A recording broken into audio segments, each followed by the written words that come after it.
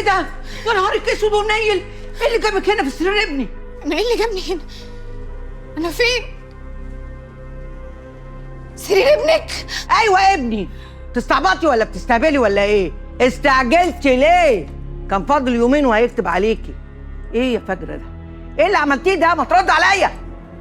وانا مش كنت قاعده معاكي؟ وقمت يا اختي عشان اجيب لك الاستاذ عشان تتفاهمي معاه. ايه اللي خلاكي تستعجلي وتجيبيه وتيجي على اوضه النوم؟